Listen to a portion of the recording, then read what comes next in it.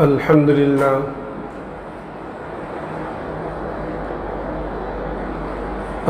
لله نحمده ونستعينه ونستغفره ونؤمن به ونتوكل عليه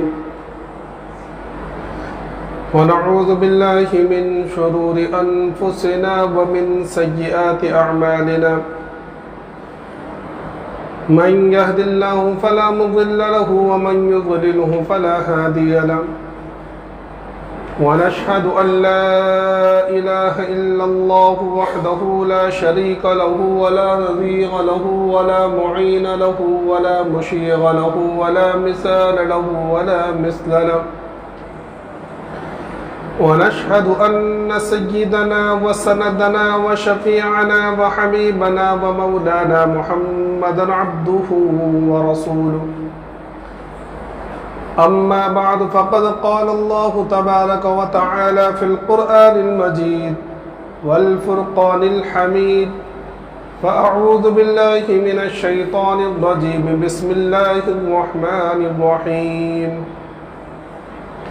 إن الله اشترى من المؤمنين أنفسهم وأموالهم بأن لهم الجنة وقال في موضع آخر وَإِذْ يَمْكُرُ بِكَ الَّذِينَ كَفَرُوا لِيُثْبِتُوكَ أَوْ يَقْتُلُوكَ أَوْ يُخْرِجُوكَ وَيَمْكُرُونَ وَيَمْكُرُ اللَّهُ وَاللَّهُ خَيْرُ الْمَاكِرِينَ صدق اللہ العظیم۔ قبل اس کے بعد شروع ہوں، ایک مرتبہ بلند آواز کے ساتھ درود شریف پڑھیں۔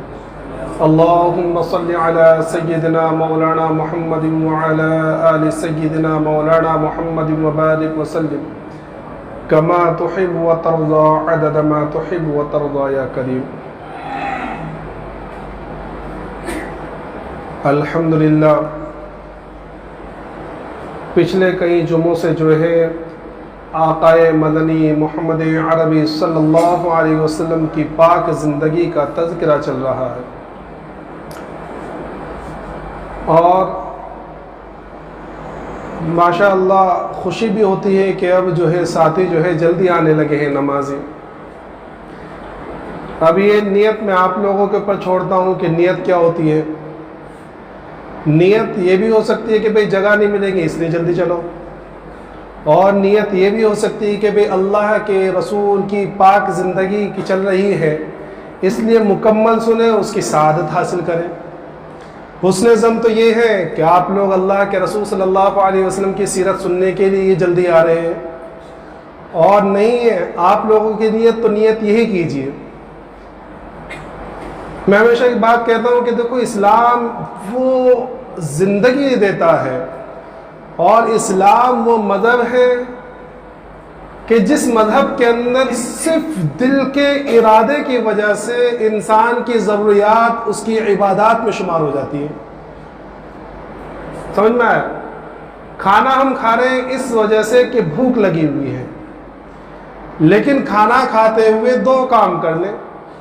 ایک تو یہ ہے کہ کھانا کھاتے ہوئے سنت طریقے پر ہم کھانا کھائیں، حلال کھانا کھائیں، سنت طریقے پر کھائیں۔ اور دوسرا کام یہ کر لے کہ کھانا کھاتے ہوئے یہ نیت نہ ہو کہ اب بھوک لگی ہوئی ہے کھانا کھائیں گے پیٹ بھر جائیں گے، بلکہ نیت یہ ہو کہ میں کھانا اس لیے کھا رہا ہوں تاکہ اس کھانے کی وجہ سے میرے اندر وہ طاقت پیدا کرے اللہ، جس کی وجہ سے میں اللہ کی عبادت کروں۔ یہ کھانا ہمارا عبادت بن جائے گا، ثواب میں شمار ہوگا۔ اس لیے ڈاکٹر عبدالحی رحمۃ اللہ علیہ فرمایا کرتے تھے کہ میں نے بڑی مشق کے بعد یہ کام کیا ہے کہ میں نے ہر عمل کے اندر اپنی نیت کو درست کر کے اس عمل کو اللہ سے قبول کروایا۔ میں گھر میں داخل ہوتا ہوں، میرے بچے میری طرف دوڑ کر آتے ہیں، میں تھوڑی دیر چند سیکنڈ رک جاتا ہوں اور اس میں یہ نیت کرتا ہوں کہ اللہ تیرے محبوب کو بچوں سے بڑی محبت تھی، اس لیے تیرے محبوب کی سنت ادا کرنے کے لیے میں بچوں سے محبت کرتا ہوں، اور پھر اس کے بعد اپنے بچوں کو گود میں لیتا ہوں۔ ظاہر سی بات ہے کہ یہ عمل ان کا ثواب بن جاتا ہے۔ تو ہم یہاں جب بیٹھے ہیں تو نیت یہ ہو کہ آقا مدنی محمد عربی صلی اللہ علیہ وسلم کی مبارک زندگی کا ذکر چل رہا ہے، آپ کی سیرت کو بیان کیا جا رہا ہے، اس لیے جلدی اس نیت سے آئے تاکہ سیرت ہم مکمل سنیں۔ تو ہمارا یہ جلدی آنا جگہ بھی مل جائے کہ بھائی لیکن ہمارا یہ جلدی آنا عبادات میں شمار ہوگا، اور ویسے تو مسجد میں جتنی جلدی آئے وہ سارا بیٹھنا عبادت میں شمار ہوتا ہے، بشرطے کہ ہم دنیا کی باتیں نہ کریں۔ تو تذکرہ چل رہا تھا 10 نبوت کا، کہ جس سال آقا مدنی محمد عربی صلی اللہ علیہ وسلم نے جو ہے 2 غم آپ کو ملے، آپ کی اہلیہ کا انتقال ہوا، آپ کے چچا کا انتقال ہوا، پھر اس کے بعد آپ کو اللہ تبارک و تعالیٰ نے وہ مرتبہ عطا فرمایا کہ آدم علیہ السلام سے لے کر قیامت تک کبھی کسی کو مرتبہ نہ ملا ہے نہ ملے گا، یعنی آپ کو معراج کرائی گئی، اللہ کا دیدار ہوا، اللہ سے گفتگو ہوئی، وہاں سے تحائف ملے۔ اس کے بعد میں نے بتلایا تھا کہ اس کے بعد اللہ کے رسول صلی اللہ علیہ وسلم کا یہ معمول تھا کہ آپ جو ہے جتنے بازار مکہ میں لگا کرتے تھے، عام طور پر حج کے ایام میں بازار لگا کرتے تھے، یہ حج کے ایام میں جو دوسرے قبائل آیا کرتے تھے تو اللہ کے رسول صلی اللہ علیہ وسلم ایک ایک قبائل کے پاس جاتے اور ان سے کہتے کہ دیکھو میں اللہ کا نبی ہوں اور میری یہ تعلیمات ہے اور اللہ کا یہ حکم ہے، تم اسلام کو قبول کر لو اور تم مجھے اپنے قبیلے لے چلو تاکہ میں اطمینان کے ساتھ اسلام کو پھیلاؤں۔ انہی ایام کے اندر سن 11 نبوت میں مدینے کے 6 لوگ آئے۔ مدینہ جو ہے مکہ سے تقریباً آج کے زمانے میں 480 کلومیٹر کی اس کے ڈسٹینس ہے بیچ کا، 480 کلومیٹر دور ایک شہر، اس زمانے میں اس کا نام جو ہے یثرب تھا۔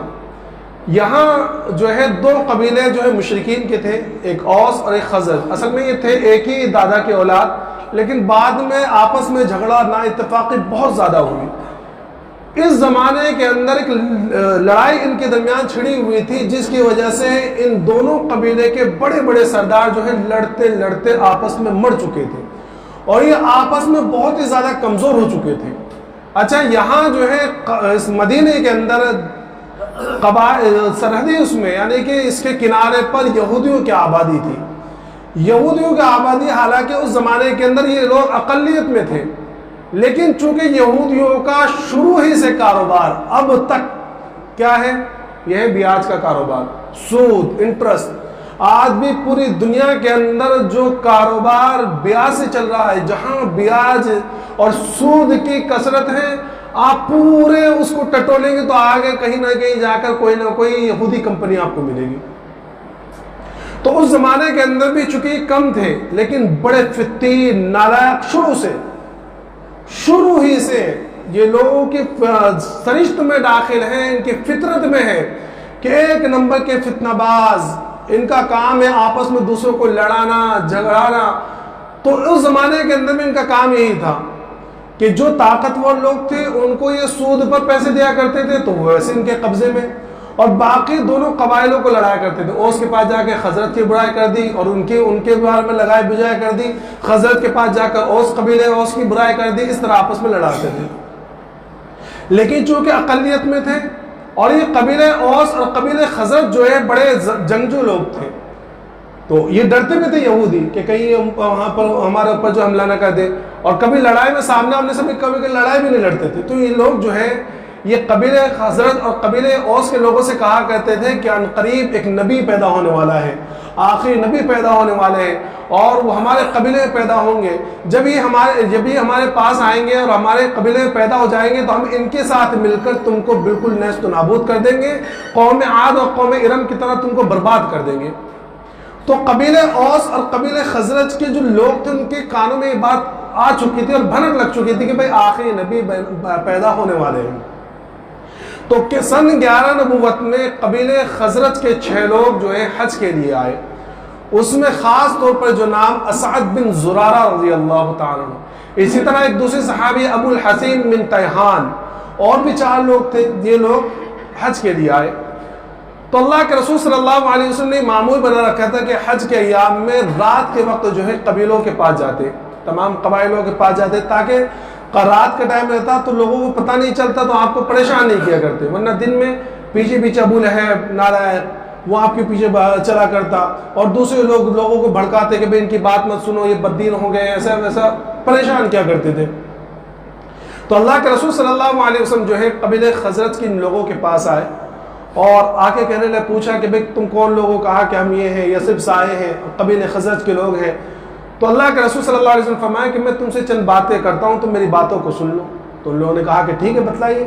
تو اللہ کے رسول صلی اللہ علیہ وسلم فرمایا کہ دیکھو میں نبی ہوں اور اللہ نے مجھے نبی بنا کر بھیجا ہے، میں تمہیں ان تمام چیزوں کی تعلیمات دیتا ہوں۔ آپ نے قرآنی تعلیمات دی اور قرآن کی آیتیں پڑھ کر سنائی۔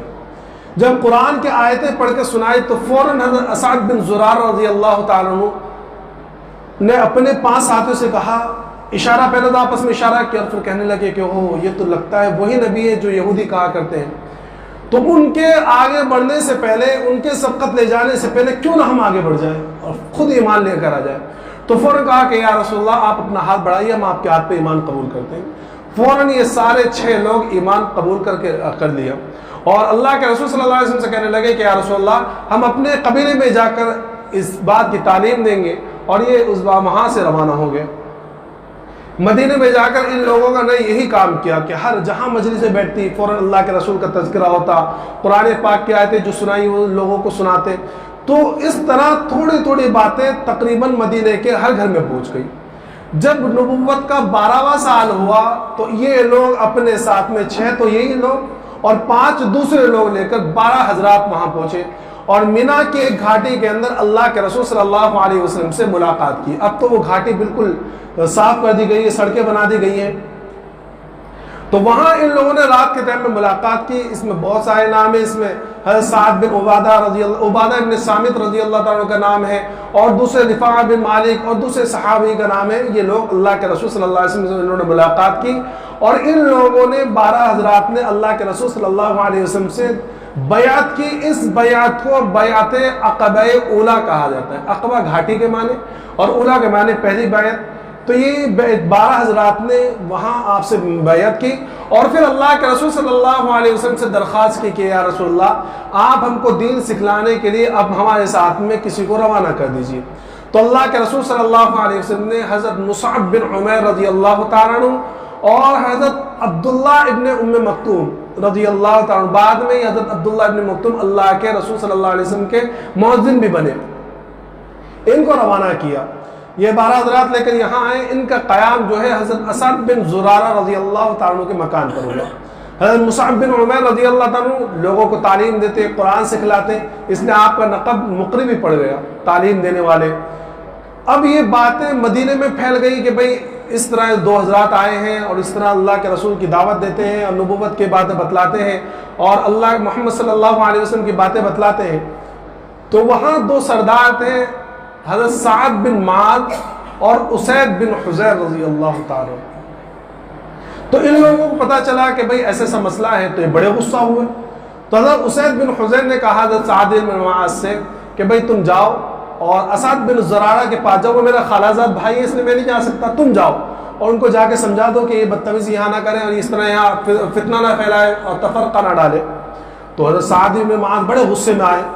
حضرت مصعب بن عمیر اور حضرت اسعد بن زرارہ ایک جگہ بیٹھے ہوئے تھے، لوگوں کو تعلیم دے رہے تھے۔ تو حضرت سعد بڑے غصے میں آئے، بلا کر حضرت اسعد بن زرارہ رضی اللہ عنہ کو بڑا برا بلا کہا۔ تو حضرت مصعب نے کہا کہ بھئی دیکھو ایک کام کرو، تم یہاں بیٹھ جاؤ، بہتر یہ ہے کہ تم یہاں بیٹھو، میری بات سنو، اگر تمہیں بات اچھی لگے تو ٹھیک ہے اور غلط بات لگے تو تم مجھ سے کہہ دینا، میں بات بند کر دوں گا۔ تو حضرت سعد نے کہا کہ بھئی بات تو بالکل انصاف والی بات تم نے کہی، ٹھیک ہے، بیٹھ کے وہاں بات کی۔ حضرت مصعب بن عمیر نے انہیں اسلام کی تعلیم دی، ان کو اسلام کی باتیں بتلائی، تو انہوں نے کہا کہ بڑی بات اچھی بات ہے، یہ تو بڑی اچھی تعلیم ہے۔ قرآن کی آیتیں پڑھ کے سنائے تو کہنے لگے کہ بڑا پیارا کلام ہے، اگر کوئی شخص تمہارے دین میں داخل ہونا چاہے تو کیا کرے؟ کہا کہ بھئی کچھ نہیں، غسل کر لے، اچھے کپڑے پہنے، اس کے بعد کلمہ پڑھ لے۔ تو یہ حضرت سعد بن معاذ فوراً گئے، غسل کر کے اسلام قبول کر دیا۔ اب جب یہ واپس لوٹے ہیں تو وہاں مجلس میں حضرت اسید بن حضیر بیٹھے ہوئے تھے، دور سے دیکھتے ہی کہنے لگے کہ بھئی سعد کا چہرہ بدلا ہوا نظر آ رہا ہے، جس چہرے کے ساتھ گیا تھا وہ چہرے سے واپس نہیں آیا ہے، سمجھے؟ جب یہ قریب آئے تو پوچھا کہ سعد سے کہ کیا بات ہوئی؟ تو حضرت سعد کہنے لگے کہ بھئی میرے ان کی باتوں میں کوئی حرج نہیں لگا، مجھے تو ٹھیک بات ہے۔ تو یہ اور غصہ ہوئے کہ اچھا۔ تو حضرت سعد وہاں جا کر حضرت مصعب سے کہہ کر آئے تھے کہ دیکھو میں ایک شخص کو تمہارے پاس بھیج رہا ہوں، اگر انہوں نے اسلام قبول کر لیا تو یہ سمجھ لینا کہ مدینے کا کوئی اسلام سے نہیں بچے گا اور ان کا تو پورا قبیلہ فوراً اسلام لے کر آ جائے گا۔ تو جب یہ بات نہیں کہی تو حضرت اسید بن حضیر بڑے غصہ ہوئے اور یہ فوراً تلوار لے کر وہاں پہنچے اپنے خالہ زاد بھائی کے پاس اور جا کے کہنے لگے کہ اگر تم میرے خالہ زاد بھائی نہ ہوتے تو میں تمہیں بہت مارتا کیا فتنہ پھیلا رکھا ہے, کیا یہ لوگوں کو بھڑکا رہے ہو. تو حضرت مصعب بن عمیر نے ان سے وہی بات کہی کہ بھائی ایک کام کرو, بہتر یہ ہے کہ تم بیٹھ جاؤ, میری بات سنو, اگر تمہیں اچھی لگے تو ٹھیک, اور بری لگے تو مجھے بتلا دینا. تو انہوں نے یہ بات کہی کہ ٹھیک ہے, بہت منصفانہ بات تم کہہ رہے, بیٹھ گئے. حضرت مصعب بن عمیر نے قرآن کی آیتیں پڑھی, اسلام کی تعلیمات بتلائی, تو فوراً کہنے لگے کہ بڑا اچھا کلام ہے, بڑی اچھی باتیں, تو اگر تمہارے دین میں کوئی داخل ہونا چاہے تو کیا کرتا ہے. تو انہوں نے ان کو بھی بات کہی. فوراً حضرت اسید بن حضیر بھی اسلام لے کر آ گئے, اور اسلام لاتے ہی فوراً اپنے قبیلہ عبد الاشہر کے پاس پہنچے اور کہنے لگے کہ بھئی ایک بات بتلاؤ کہ تمہاری نظر میں کیسا ہوں. تو پورے قبیلے والے نے کہا کہ آپ بڑے سچے ہیں اور آپ بڑے پکی بات والے ہیں, آپ ہمارے سردار ہیں. تو کہنے لگے کہ جب تک تم میں کا ہر مرد اور ہر عورت محمد صلی اللہ علیہ وسلم پر ایمان نہ لائے, اسلام قبول نہ کر لے, تم سے بات کرنا میرے اوپر حرام ہے. بس یہ بات کہنی تھی کہ پورا قبیلہ بنو عبد الاشہر فوراً اسلام قبول کر لیا, اور شام تک پورا قبیلہ اسلام میں داخل ہو گیا. اس کے بعد تقریباً مدینے کے ہر گھر کے اندر اسلام پھیل گیا اور اسلام کی باتیں ہونے لگی. جب نبوت کا 13واں سال آیا تو مدینے سے 72 یا 73 مرد اور 2 عورتیں جو ہے اللہ کے رسول صلی اللہ علیہ وسلم سے ملاقات کے لیے نکلے, اور تقریباً 400 حضرات, اس میں مشرکین بھی تھے, 400 حضرات جو ہے مدینے سے مکہ کے لیے حج کے لیے نکلے. ان میں 72 اور 75 لوگ بھی تھے. جب وہاں پہنچے تو اللہ کے رسول صلی اللہ علیہ وسلم سے, چونکہ ساتھ میں مشرکین بھی تھے جو ان کے لوگ قبیلے میں جنہوں نے اسلام قبول, 400 لوگ آئے تھے, 400 میں سے یہ 72 لوگ یا 75 لوگ جو ہے یہ مسلمان تھے, باقی سب مشرک تھے. تو اب فیصلہ یہ ہوا کہ بھئی سب ساتھ میں نہیں نکلیں گے, ورنہ سب کو پتہ چل جائے گا, ایک ایک کر کے نکلے گا.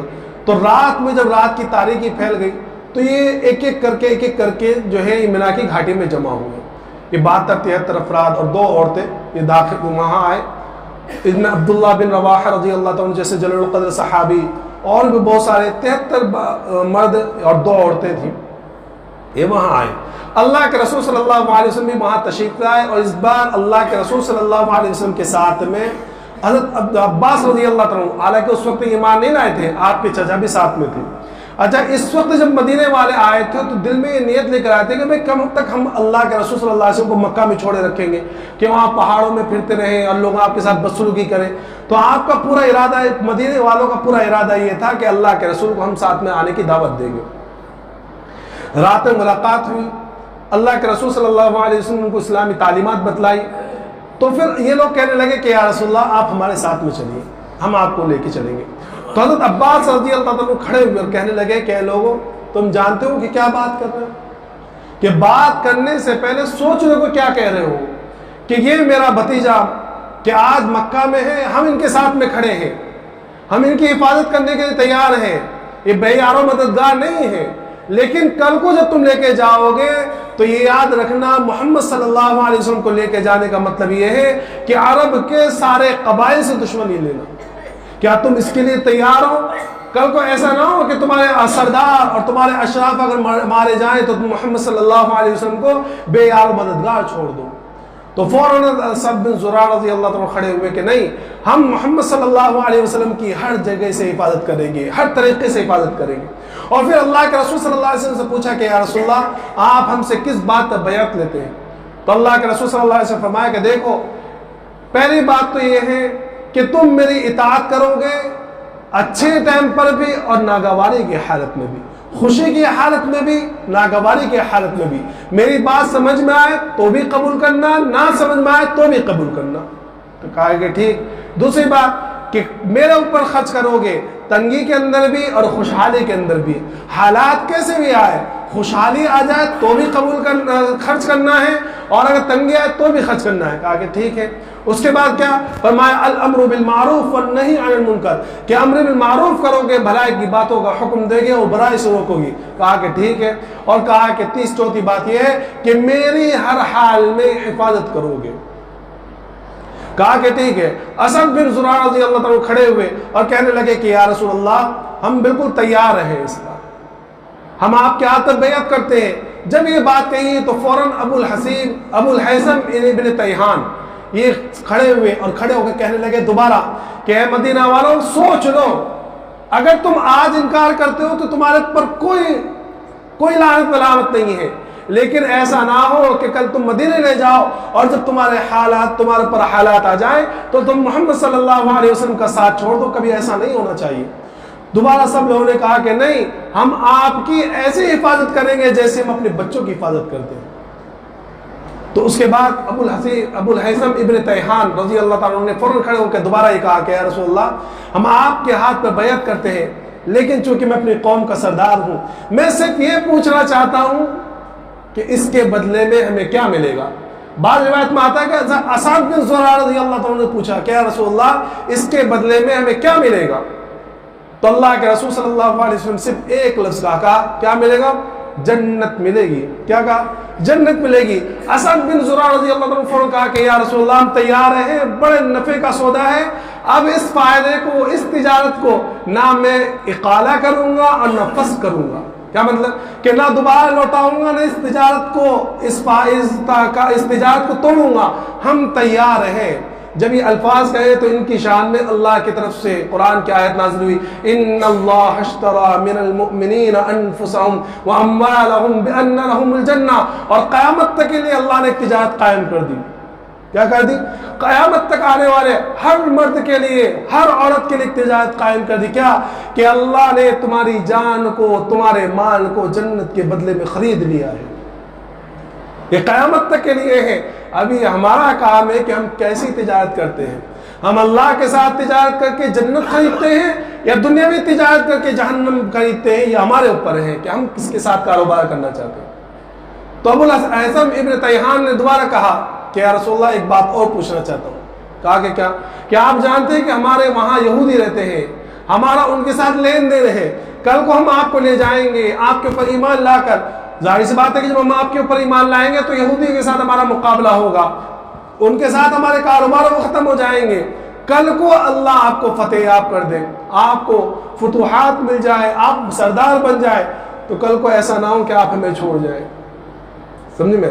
تو اللہ کے رسول صلی اللہ علیہ وسلم نے مسکرایا، تبسم فرمایا اور کہا کہ نہیں، الدم بالدم، کہ آج سے تمہارا خون میرا خون، میرا خون تمہارا خون، میری جان تمہاری جان، تمہاری جان میری جان. آج سے میرا رہنا، میرا جینا، میرا مرنا سب تمہارے درمیان ہوگا. کیا ہوگا؟ بس یہ کہنا تھا کہ سارے مدینے والے جتنے بھی حضرات آئے تھے 72-73، انہوں نے کہا کہ یا رسول اللہ، ہم بالکل تیار ہیں، ہم آپ کو لے جانے کے لیے تیار ہیں، ہم آپ کی حفاظت کریں گے، ہر طریقے سے حفاظت کریں گے. جب رات کی گھاٹی میں، رات کے موقع پر اور گھاٹی کے درمیان، سمجھے، یہ بیعت ہو رہی تھی، اس بیعت کو کہتے ہیں بیعت عقبہ ثانیہ، کہ دوسری بیعت. جب یہ بالکل چپکے سے ہو رہی تھی، ابھی تک نہ تو مکہ والوں کو پتا، نہ مدینے کے مشرکین جو آئے تھے ان کو پتا، لیکن شیطان کا خاموش رہنے والا تھا. جب یہ لوگ اٹھنے لگے تو شیطان کو پتہ چل گیا، تو فوراً اس نے ایک آواز لگائی، او لوگو، کیا کر رہے ہو تم؟ کہ یہ محمد صلی اللہ علیہ وسلم کے ساتھ مدینے والے ہیں اور یہ محمد صلی اللہ علیہ وسلم کو لے جانے والے ہیں.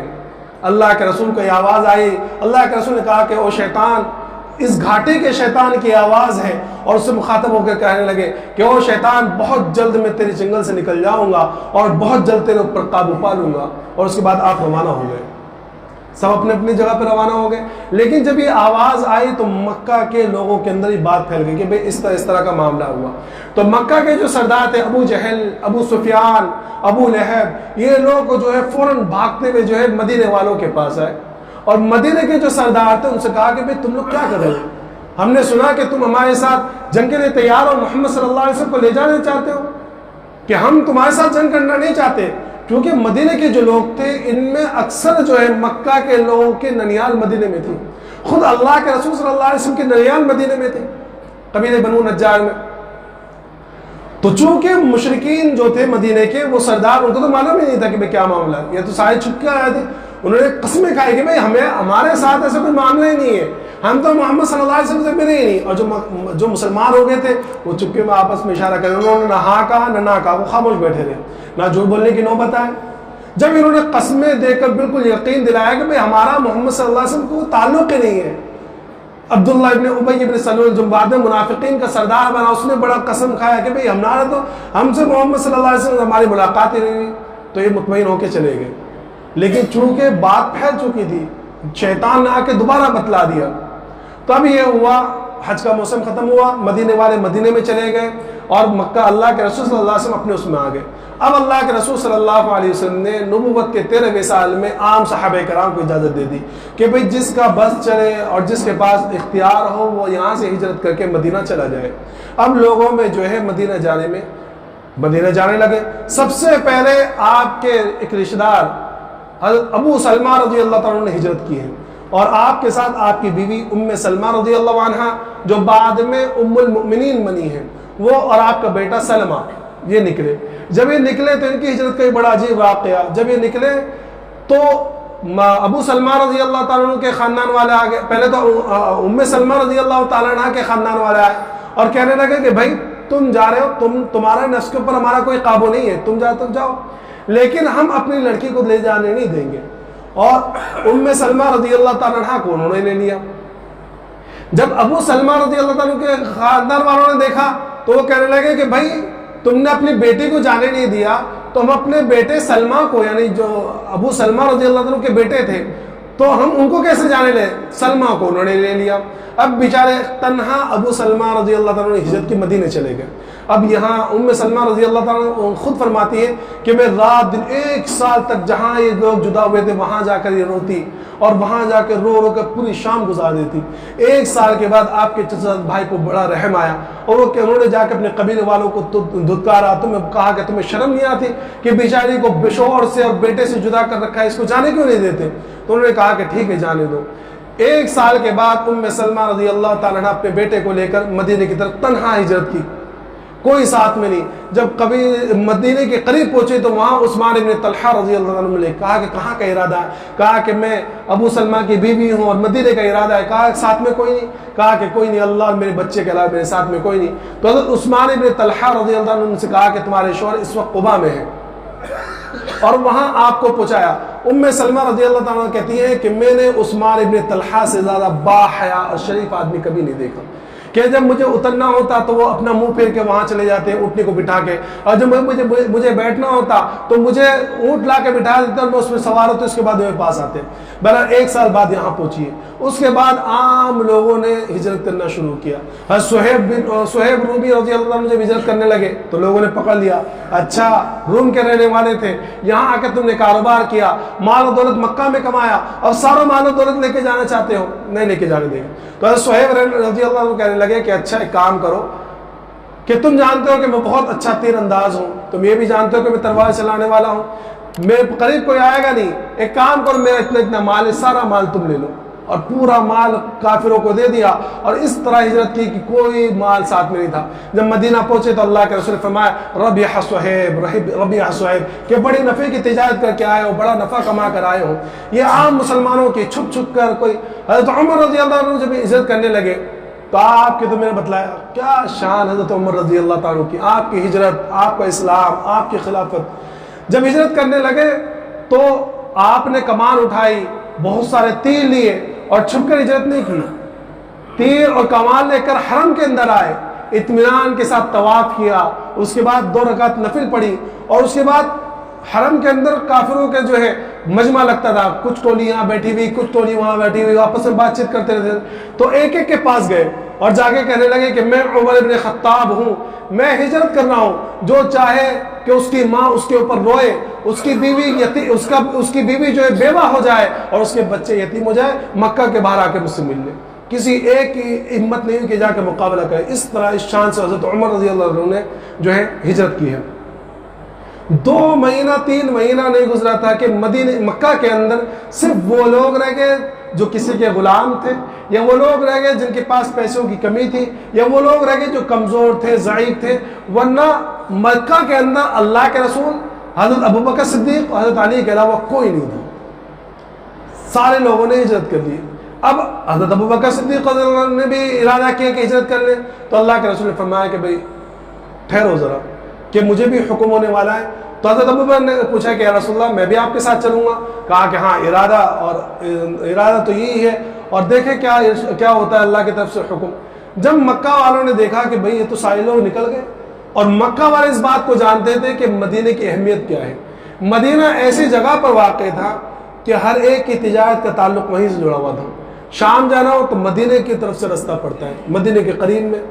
دوسرے جو طائف والوں کا راستہ وہ بھی مدینے کی طرف سے. تو مدینے کی اہمیت مکہ والے جانتے تھے. تو ان لوگوں نے سوچا کہ اگر محمد صلی اللہ علیہ وسلم مدینے چلے جائیں تو ہماری تجارت رک جائے گی، بڑا نقصان ہوگا. تو اب یہاں جو ہے ایک مشورہ رکھا گیا دار الندوہ کے اندر، اور تمام سرداروں کو بلایا گیا. اس میٹنگ کے اندر شیطان بھی ایک شیخ بوڑھے آدمی کی شکل میں وہاں پہنچا. جب دار الندوہ میں لوگ جانے لگے تو یہ بھی دروازے میں کھڑا ہوا تھا. پوچھا کہ بھئی تو کون؟ پہچانتے تو کوئی بھی نہیں تھا. کہا کہ میں نجد کا رہنے والا ہوں اور مجھے پتا چلا کہ تم جو ہے اس طرح کی میٹنگ کرنے والا ہو، تو میں چاہتا ہوں کہ تم مجھ سے کچھ فائدہ اٹھاؤ. تو لوگوں نے کہا کہ اچھا آ جاؤ. اس کے اندر خاص طور پر ابو جہل، ابو البختری، عتبہ ابن ربیعہ، شیبہ ابن ربیعہ، امیہ ابن خلف، ابو لہب، ابو سفیان، یہ سارے لوگ بڑے بڑے سردار یہ لوگ جمع ہوئے کہ بھئی کیا کرنا چاہیے. تو سب سے پہلی رائے یہ آئی کہ بھئی ایک کام کرو، جانے دو کہ اگر محمد صلی اللہ علیہ وسلم یہاں سے چلے جائیں گے محمد، تو بھئی ہمیں کیا، جانے دو. تو فوراً یہ شیطان کہنے لگا کہ کمبخت تو تمہارا دماغ صحیح ہے کہ اس طرح تو اپنے پیر پہ کلاڑی مار رہے ہو. اگر محمد صلی اللہ علیہ وسلم یہاں سے چلے گئے تو تم تو جانتے ہو ان کی زبان میں کتنی تاثیر ہے. کسی بھی قبیلے کے پاس چلے جائیں گے اور کل کو تمہارے اوپر آ کر حملہ کر دیں گے. صحیح رائے نہیں ہے. اچھا ٹھیک ہے، دوسری رائے کیا ہے؟ تو دوسری رائے یہ آئی کہ بھئی میری رائے، ہماری رائے یہ ہے کہ محمد صلی اللہ علیہ وسلم کو بیڑیوں میں جکڑ کر ایک گھر کے اندر قید کر دیا جائے اور وہ اپنے انجام کو پہنچ جائے، یعنی کہ اسی حالت میں ان کا انتقال ہو جائے. تو فوراً یہ شیطان کہنے لگا کہ بھئی رائے صحیح نہیں ہے. تم جانتے نہیں ہو کہ مدینہ والوں کو یا آپ کے محمد صلی اللہ علیہ وسلم کے اصحاب کو تم جانتے نہیں ہو کہ اپنے جان پر کھیل کر چھڑا کے لے کے چلے جائیں گے. پھر ابو جہل جو اس امت کا فرعون ہے، اس نے رائے کی بھئی میری رائے تو یہ ہے، اور ابھی تک کسی کے ذہن میں یہ رائے نہیں آئی ہے. کہا کہ کیا بات ہے، کیا رائے ہے؟ کہا کہ میری رائے یہ ہے کہ محمد صلی اللہ علیہ وسلم کو نعوذ باللہ قتل کر دیا جائے. اور قتل کرنے کا طریقہ یہ ہے کہ جتنے بھی قبیلے ہیں ہر قبیلے کا ایک شخص لیا جائے. جتنے قبیلے، ہر قبیلے کا ایک شخص لیا جائے اور وہ سارے قبیلے کے نوجوان مل کر ایک ساتھ میں حملہ کریں. جب ساتھ میں حملہ کریں گے تو بنو ہاشم کے اندر اتنی ہمت نہیں ہوگی کہ سارے قبیلے والوں سے لڑائی لڑیں. بات دیت تک آئیں گے، دیت ہم سب مل کے دے دیں گے. بھئی دیت کیا ہے؟ 100 اونٹ. تو 100 اونٹ اتنے بڑے قبیلے ہیں، ہر قبیلہ تھوڑے تھوڑے ملا کے 100 اونٹ دے دیں گے، دیت دے دیں گے. سب نے کہا، شیطان نے فوراً کہا کہ بھئی یہ سب سے بہتر رائے ہے، اس کے اوپر عمل کیا. چنانچہ پورے بات وہیں طے ہوئی، لوگ بھی طے ہو گئے. لوگوں کے اندر بھی ابو جہل بھی وہیں تھا. ابو جہل بھی تیار ہوا کہ میں بھی رہوں گا، اور بہت سارے تقریباً 11 نوجوان تیار ہوئے کہ یہ ایک بارگاہ میں رات میں اللہ کے رسول صلی اللہ علیہ وسلم پر حملہ کر کے جو ہے آپ کو شہید کر دیں گے. یہاں یہ مشورہ ہو رہا ہے، یہ بات طے ہو گئی. وہاں فوراً اللہ کی طرف سے جبرائیل وحی لے کر آ گئے اور وہی لے کر آیا کہ ایسا ایسا مشورہ ہو رہا ہے اور آپ کو جو ہے ہجرت کا حکم ہے، آپ اب یہاں سے ہجرت کر جائیے. یہ مشورہ بھی جو دوپہر کے وقت ہو رہا ہے، تو دوپہر کے وقت جب یہ مشورہ اور اسی وقت وحی نازل ہوئی اور اسی وقت اللہ کے رسول صلی اللہ علیہ وسلم فوراً جو ہے حضرت ابو بکر صدیق رضی اللہ تعالیٰ کے گھر پہنچے. آپ نے دروازہ کھٹکھٹایا. بعض روایت میں آتا ہے کہ جیسے ہی دروازہ کھٹکھٹایا ہلکا سا، فوراً ابو بکر نے کھول دیا. کہا کہ ابھی تو صحیح سے دروازہ نہیں کھٹکھٹایا تھا. فرمانے لگے کہ یا رسول اللہ، جس وقت سے مجھے یہ پتا چلا کہ آپ میرے ساتھ میں اور مجھے آپ کی رفاقت حاصل ہے اور میں آپ کے ساتھ میں ہجرت کروں گا، اس وقت سے میں دروازے کی طرف کان لگا کے رکھتا ہوں کہ پتہ نہیں کس وقت میں آپ تشریف لے آئے. کہا کہ کیا بات ہے، اس وقت تو آپ آتے نہیں ہیں، کیا بات ہوگی، کیا ہجرت کے حکم ہو گئے؟ کہا کہ ہاں، اللہ کی طرف سے ہجرت کا حکم ہو گیا، ہمیں ہجرت کرنی ہے. فوراً ساری باتیں طے ہو گئی کہ بھئی رات کے وقت نکلیں گے. اور حضرت ابوبکر صدیق رضی اللہ تعالیٰ نے کہا کہ یا رسول اللہ، میرے 2 اونٹنیاں کھلا پلا کر 4 مہینے سے رکھی ہوئی ہیں، یہ آپ کی نظر ہے. اللہ کے رسول صلی اللہ علیہ وسلم فرمایا کہ نہیں، قیمت لوں گا، قیمت ادا کرنی ہوگی، میں قیمت سے لوں گا. کہا کہ رسول اللہ جو آپ کا حکم ہے ہم اس کے لیے تیار ہیں. کہا کہ تیاری کر لو. حضرت ابوبکر صدیق رضی اللہ تعالیٰ نے ایک غلام عامر بن فہیرہ اس کو ساتھ لینے کا ارادہ کیا، اور ایک شخص وہ عبداللہ ابن عریقت، یہ اس وقت تک ایمان نہیں لائے تھے لیکن قابل اعتماد تھے. انہوں نے بعد میں ان کے ایمان کا پتہ نہیں لائے تھے، ان کو راستہ بتلانے کے لیے تیار کیا کہ میں راستہ بتلانے کے لیے تیار ہے. کہا کہ ٹھیک ہے، رات میں نکلنا ہے. اب جب رات کا موقع آیا، اب یہاں اللہ کے رسول صلی اللہ علیہ وسلم کے اخلاق کہ جو لوگ جان کے پیاسے ہیں، مکہ کے لوگ جان کے پیاسے ہیں، مشورہ یہ ہو رہا ہے کہ آپ کو قتل کرنا ہے، ان لوگوں کی امانتیں اللہ کے رسول صلی اللہ علیہ وسلم کے پاس رکھی ہوئی ہیں. اور یہ اللہ کے رسول صلی اللہ علیہ وسلم کے اخلاق کہ ایسے موقع پر کیا سوچتا آدمی کہ اچھا میری جان لینا آئے تھے سب کا مال لے کر، ہم تو ویسے بغیر جان لیے مال لوٹ لیتے. کبھی کوئی امانت رکھنا، کسی کے پیسے رکھنا، آج کے زمانے میں تو ایسا ہو گیا کہ بھائی کرنا کہ نہیں کرنا. لیکن اس وقت اللہ کے رسول کہ صلی اللہ علیہ وسلم کے اخلاق اور آپ کے اوپر بھروسہ کہ ساروں کی امانتیں آپ کے پاس رکھی ہوئی، ان امانتوں کی سپردگی. یہ گھنٹی بڑی خطرناک چیز ہوتی ہے، جب گھنٹی بجتی ہے نا تو میرے دماغ سے ساری باتیں نکلنے لگتی ہے کہ بھائی کیا کرنا ہے، کیونکہ سب کی نظر بھی گھنٹے تک جاتی ہے کہ ٹائم ہو گیا. تو آئندہ کی جو باتیں ہوگی انشاءاللہ اللہ کے رسول نے ہجرت کس طرح کی، آپ کے کس طرح کا ہجرت کا واقعہ اور ان میں معبد کے وہاں آپ کا گزر، انشاءاللہ اگر حیات رہی، زندگی رہی تو آئندہ جو میں بیان کیے جائیں گے. اللہ تبارک تعالیٰ تمام کو سیرت پاک پر عمل کرنے کی توفیق عطا فرمائے. وآخر دعوانا الحمدللہ رب العالمین.